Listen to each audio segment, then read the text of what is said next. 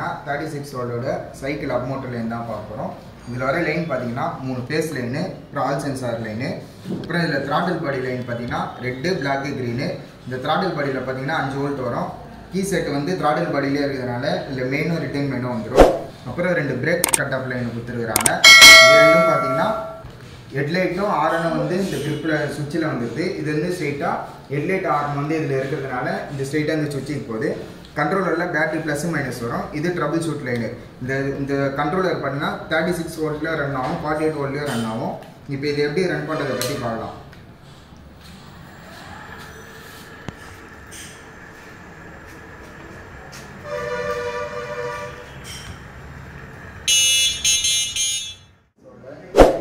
Amount வந்து இதோட வந்து நம்ம அடுத்த ஒயரிங்கை பற்றி பார்க்கலாம். Thank you guys.